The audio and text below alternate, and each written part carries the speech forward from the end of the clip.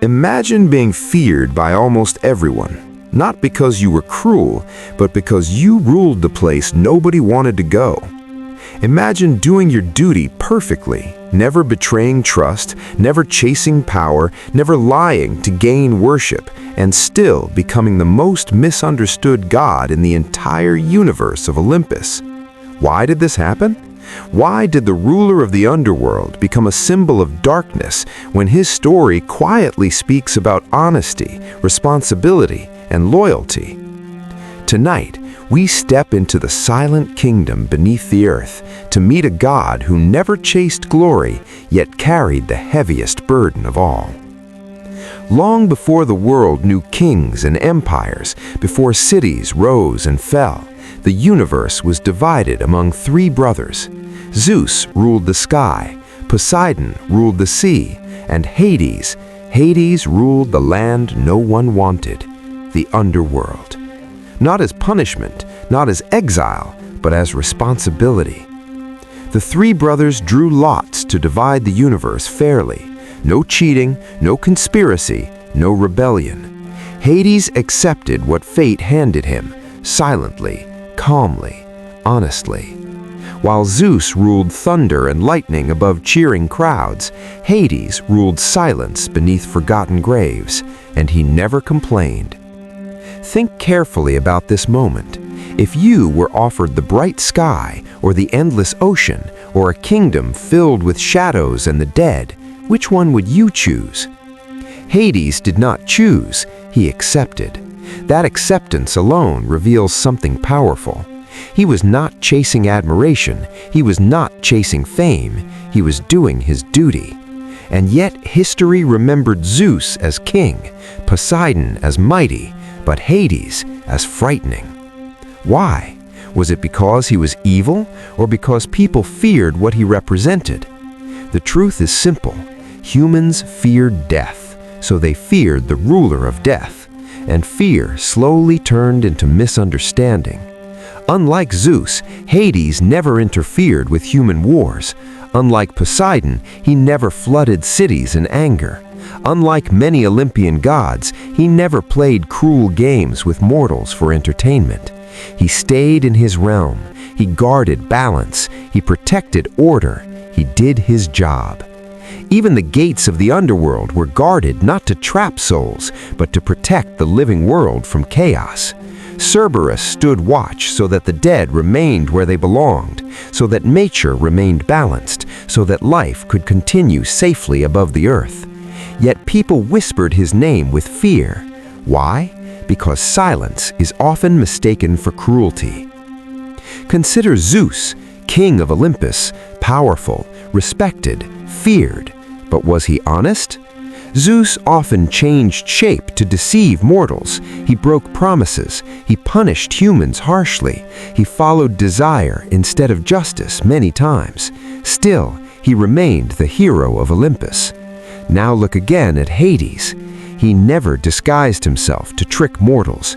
He never started wars. He never destroyed cities in rage. He never betrayed his role. He ruled quietly, fairly, steadily. Is that not honesty? Even the underworld itself was not a place of punishment as many imagine today. It was a place of order, a place where souls went after life ended, a place where justice continued. Judges decided where each soul belonged, not Hades. He did not torture souls. He did not invent punishment. He protected the system. He respected judgment. He followed rules. That is something rare among Olympian gods, respect for limits. And yet there is one story that people often use to accuse him, the story of Persephone, the story that changed how the world saw him forever. One day, Persephone walked through a field of flowers. Spring surrounded her. Sunlight followed her footsteps. She laughed as she gathered blossoms. Then, suddenly, the earth opened. A chariot rose from the darkness, and Hades appeared. He took Persephone with him into the underworld. This moment shocked the world. People called it kidnapping. People called it cruelty. People called it darkness. But what really happened? Many ancient stories tell us something surprising. Zeus himself allowed the marriage. Yes, the king of Olympus agreed. The decision was not secret betrayal, it was part of divine arrangement. Yet humans remembered only the fear, only the darkness of the underworld opening beneath her feet. They forgot the agreement above the sky. When Persephone arrived in the underworld, something unexpected happened. Hades did not imprison her in chains. He did not silence her voice. He made her queen, queen of the underworld, his equal, his partner, not his prisoner. In a world where many gods treated others as possessions, Hades gave Persephone power, respect, authority. Together they ruled one of the most important realms in existence, side by side. And when her mother Demeter cried in grief, when crops stopped growing, when winter spread across the earth, Hades did something few expected. He allowed compromise. Persephone would return to her mother part of each year. She would remain queen of the underworld the rest of the year. Balance returned to the world. Seasons were born. Spring and winter became part of life. Does this sound like cruelty, or does it sound like responsibility mixed with understanding? Another truth about Hades is rarely discussed. He never tried to overthrow Zeus, not once. Many gods challenged the throne of Olympus. Many gods plotted rebellion. Many gods wanted power. But Hades never did. Even though his kingdom was equal in importance to the sky and sea, even though he ruled millions of souls, even though he controlled unimaginable wealth beneath the earth, he remained loyal, faithful to order, faithful to balance. And yes, wealth. That is another secret people forget. Hades was not only ruler of the dead, he was ruler of hidden treasure beneath the earth. Gold, silver, precious stones, everything buried deep underground belonged to him. That is why he was also called the Rich One, the unseen, wealthy king. Yet he never used wealth to control Olympus. He never used treasure to demand worship. He guarded it, quietly. Silence again. Always silence. Always duty. There is another moment in myth that reveals his honesty clearly. A hero named Orpheus entered the underworld. He carried only music, only hope, only love. He asked Hades for one impossible gift, to return his beloved wife back to life. Many rulers would have refused immediately. Many kings would have laughed. Many gods would have punished him for daring to ask. But Hades listened. He watched Orpheus play music filled with grief.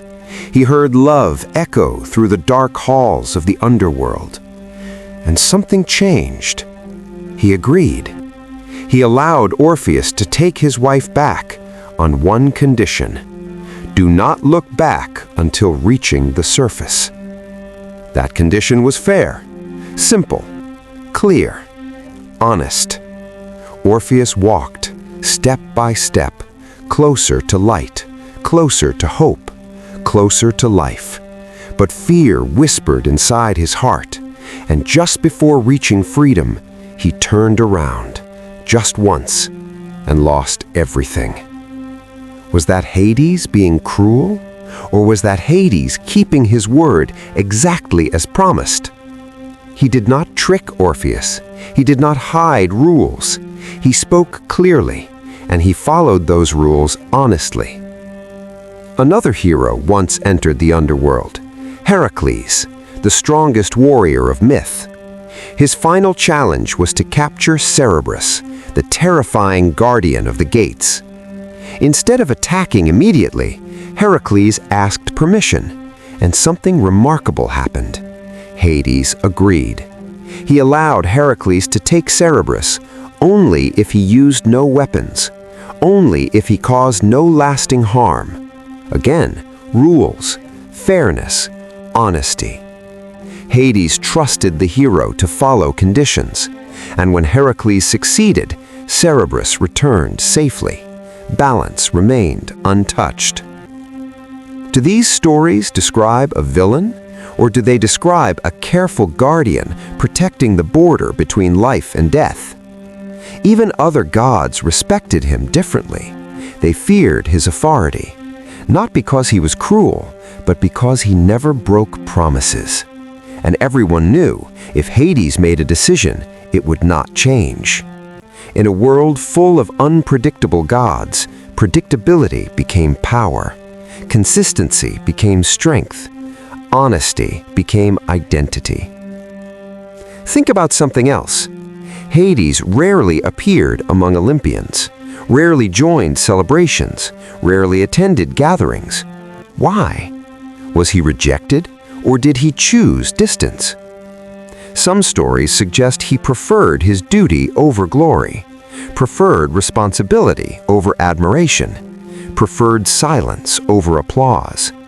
Perhaps that is why humans misunderstood him, because people often trust loud heroes, but forget quiet guardians.